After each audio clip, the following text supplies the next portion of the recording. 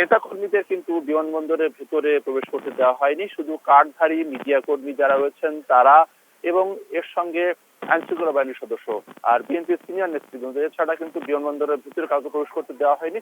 সেটি নিরাপত্তার স্বার্থে, শৃঙ্খলার স্বার্থে এবং বিমানে বন্দরে যারা এখানে কয়েক স্তরের নিরাপত্তা ব্যবস্থা রয়েছে।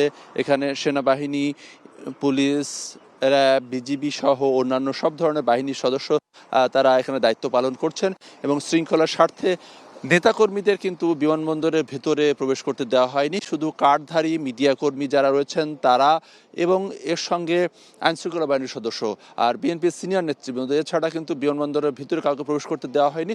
সেটি নিরাপত্তার স্বার্থে, শৃঙ্খলার স্বার্থে এবং বন্দরে বিমানে যারা আসা যাওয়া করছেন তাদের শৃঙ্খলার জন্য এই ব্যবস্থা করা হয়েছে। আর যদি তারেক রহমানের কথা বলি, সেক্ষেত্রে তিনি গত রাতে বাংলাদেশের মধ্যরাতে তিনি যখন হিথ্রো বিমানবন্দর থেকে তিনি যখন রওনা করেন, তিনি তখন একটা ফেসবুকে ছবি সহ পোস্ট করেছেন, সেটা হচ্ছে ফেরা।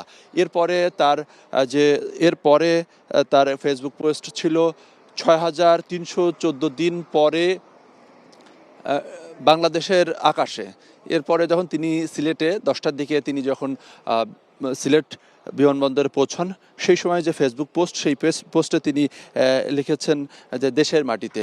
তো সব কিছু মিলিয়ে বলা যায় যে তার এই ফেরাকে কেন্দ্র করে বাংলাদেশের রাজনীতিতে একটি বড় ধরনের জাগরণ, নতুন ধারা যে রাজনীতি বিএনপি বলছে সেটি সৃষ্টি হবে এবং আগামী যে নির্বাচন নিয়ে যে কিছুটা শঙ্কা, সেই শঙ্কা কেটে যাবে এবং দেশে যে অস্থিরতা রয়েছে সেই বিষয়গুলো কেটে যাবে, সেমনটি প্রত্যাশা করা হচ্ছে বিএনপির পক্ষ থেকে তো বটেই, সেই সঙ্গে সচেতন রাজনৈতিক মহল সেটি আশা করছেন।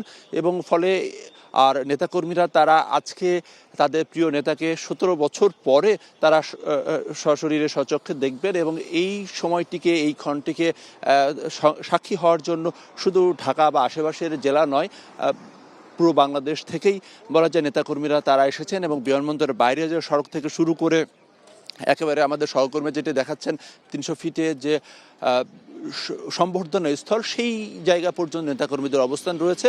এবং সেই সঙ্গে নিরাপত্তার যে বিষয়টা বারবারই বলতে চাই, নিরাপত্তা কিন্তু একটা নিচ্ছিদ্র নিরাপত্তা দেওয়া হচ্ছে। সেটি সেনাবাহিনী থেকে শুরু করে সব আইনশৃঙ্খলা বাহিনী তারা এই দায়িত্বে রয়েছেন। এবং এর আগে সকালের দিকে বিএনপির স্থায়ী কমিটির সদস্য সালাউদ্দিন আহমেদ, মিডিয়া সেলের আহ্বায়ক ডাক্তার মওদুদ আলমগীর পাবেল এবং সেই সঙ্গে গয়েশ্বরচন্দ্র রায়, তিনি আমাদের গণমাধ্যমের কথা বলেছেন। তারা যে প্রত্যাশা করছেন, যে তারা যেটা বলেছেন যে তার আগমনের মধ্য দিয়ে আসলে যে বিএনপির যে গণজাগরণ এবং নতুন ধারা যে রাজনীতি সেটি আসলে সূচিত হবে এবং যারা অনৈক্য তৈরি করার চেষ্টা করছে সেই অনৈক্য দূর হবে, এমনটি তারা প্রত্যাশা করছেন। এবং যদিও আজকে প্রচণ্ড শীত এবং কুয়াশা রয়েছে, কিন্তু এরই মধ্যে কিন্তু সিলেট থেকে কিন্তু বিমান ঢাকার উদ্দেশ্যে রওনা করেছে, সেটি আমরা আমাদের সহকর্মীরা যেমন জানিয়েছেন, আমরাও সেটি জানাতে চাই। এবং হযরত শাহজালাল আন্তর্জাতিক বিমানবন্দরে তাকে স্বাগত জানানোর জন্য ব্যাপক প্রস্তুতি রয়েছে এবং সেই প্রস্তুতি অবশ্যই সিনিয়র নেতৃবৃন্দ তারা বিমানবন্দরের ভেতরে রয়েছেন এবং বাইরে নিরাপত্তা যারা চাদরে ঢেকে দেওয়া হয়েছে। এবং নেতাকর্মী যারা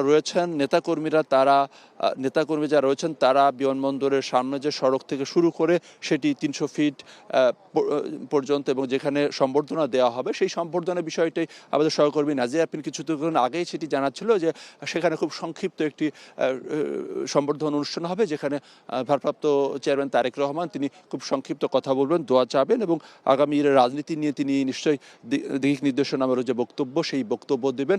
তো আমরা আশা করছি যে 12টা কিছু আগে পরে বাংলাদেশ বিমানের 202 বিজি 202 যে বিমানটি সেটি হযরত শাহজালাল আন্তর্জাতিক বিমানবন্দরে পৌঁছাবে এবং এরপরে তিনি যখন ঢাকার মাটিতে তিনি পৌঁছাবেন, এরপরে আমরা পরবর্তী অবস্থা নিশ্চয়ই দর্শকদেরকে সরাসরি দেখানোর চেষ্টা করব।